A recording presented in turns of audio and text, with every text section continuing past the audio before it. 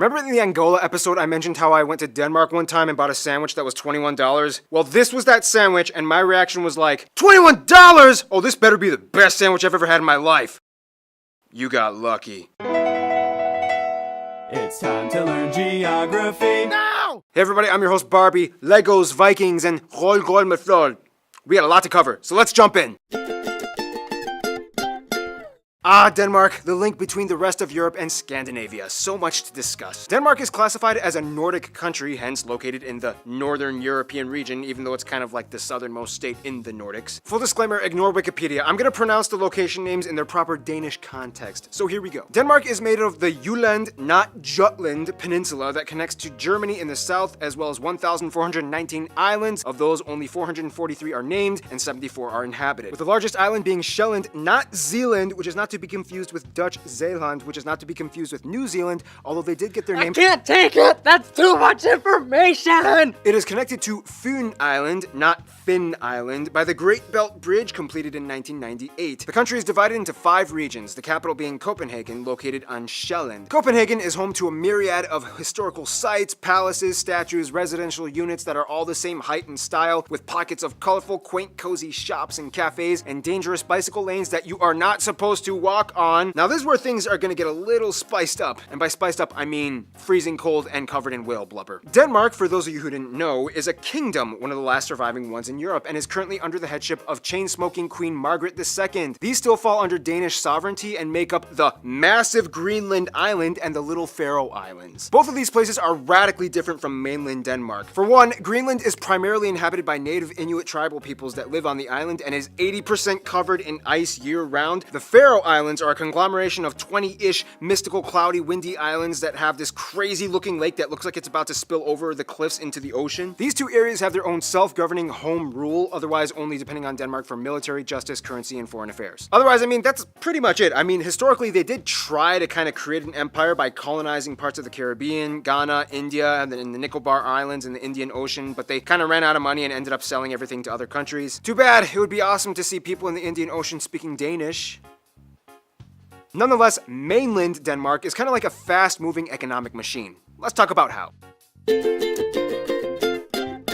Now, when it comes to land makeup, Denmark is pretty flat. I mean, the highest point, Møllehøj, is only about 170 meters tall and it looks like this. Otherwise, only about 13% of the country is forested, including the tree plantations, and the rest is pretty much used for agriculture that can produce enough food to feed about 15 million people. It's about 3 times the size of their entire population. Good for you, Denmark. But one thing Denmark is actually famous for growing is non-produce plants like grass, fodder, and Christmas trees. The highly sought-after Danish Nordmann fir has been classified as the Rolls-Royce of Christmas trees, and every year investors from Germany, the Netherlands, and even the UK jump in at the end of November and grab whatever they can before it's gone. Now, one thing you need to know is that like many other areas in the Nordic region, Denmark's weather can be quite dreary. First of all, Denmark is the only Nordic country that doesn't really get a lot of snow. Denmark is kind of like the mud pit located below the jet stream blocked by Norway and the UK. This means that even though it gets really cold, pressure systems rarely cause snow. This is also pretty much why everybody dresses like a J.Crew fall fashion line model on the streets. If you're gonna get wet and freezing, you may as well look good while doing it. Otherwise, yeah, I mean, pretty much the rest of Denmark is just rolling green plains with sandy beaches and quirky little islands that people like to hop over for camping trips in the summer. If we were gonna talk about Greenland and the Faroe Islands, we would get a radically different story of mind-boggling, captivating cliffs, bluffs, sea stacks, glaciers, fissures, icebergs, and mountains. If you don't know what a Mulan is, it's not this, but this. This Mulan is large enough to swallow a school bus. But we'll have to save that for another video that'll come out in 9,374 years. In the meantime, let's talk about the people.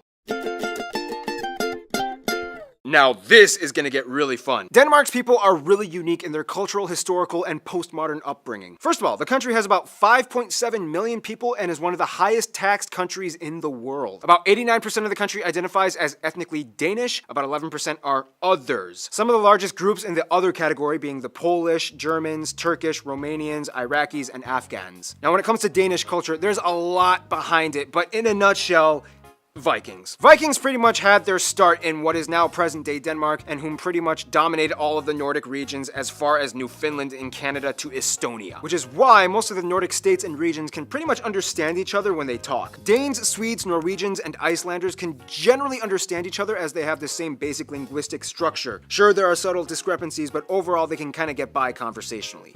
Olen saunassa, jos jotain asia.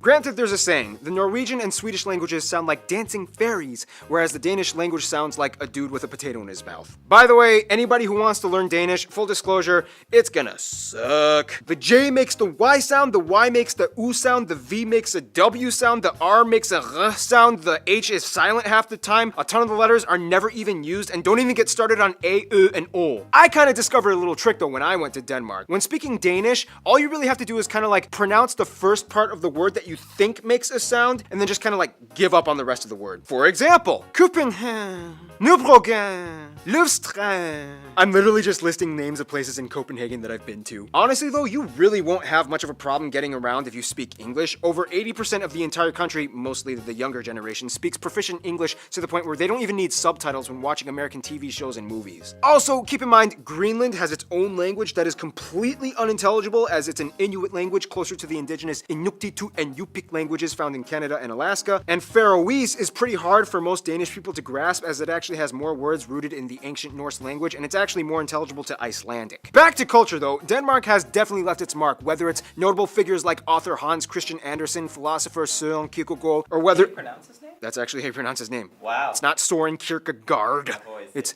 Or whether it be the invention of the loudspeaker, or Legos, or their love of handball, their impeccable architecture, love of cuisine. Noma in Copenhagen, by the way, being voted the best restaurant in the world with plates that feature live ants and moss. If you're really gonna get a feel for Danish culture though, you kind of have to know about janteloven and hygge. The funny thing is, Danes are kind of brought up in a social mindset that is kind of integrated into their subconscious, known as janteloven, which kind of translates to something like, you are not better than the crowd, which I know sounds kind of depressing, but it's really trying to instill a sense of equality and communal cooperation. Hygge translates to something like spend good times with friends and family, and it's like a cozy thing. Of course, Denmark is known for being ranked one of the happiest overall countries, even though they are also kind of one of the highest ranked consumers of antidepressants as well. But hey, they still pull off everyday life looking oh so good, even if it's during one of those really loud annual emergency drills. Okay, Christine, explain what's happening right now. Denmark is testing the sirens for warfare. Yeah, when we're being attacked by the Germans again. I'm scared. I'm really scared right now. Let's run to the security basement. The Germans are coming! Speaking of Germans... Now, we all know that one person we're all kind of jealous of because they're kind of rich, well-adjusted, and have a ton of friends, and they're like kind of good-looking. Well, that's Norway. Denmark is a little bit rockier. No, but seriously, for such a small nation, Denmark has a huge entourage of friends, and it's almost kind of hard for anyone in the world to dismiss them at a party. As a founding member of the EU and NATO, Denmark has had roots planted in diplomacy for decades. First off, Denmark generally gets along with Germany. Business between the Germans is a hugely integral part of their economy, and Denmark acts like the gateway to Scandinavia for them and the rest of Europe. The US and the UK are incredibly close as both tangible and cultural imports have been established for centuries. For a while, the Danes even took over parts of the UK, which is why to this day the English language still retains hundreds of Old Norse-derived words like leg, dog, and window. The closest friends, though, would have to be the Nordic countries, Finland, Sweden, Norway, and Iceland. These four are without a doubt Denmark's closest friends, even though Sweden and them have kind of had more wars and battles historically than any other two states in the world. They've moved on and grown up. Out of the Nordic countries, though, Norway would probably be considered their best friends. Danes are obsessed with Norwegians and often consider Norway the girlfriend they took away from Sweden. In conclusion, Denmark is the rich, rainy rascal that always seems to show up on time for every party, but somehow gets all his work done in an organized, efficient manner. Stay tuned, Djibouti is coming up next.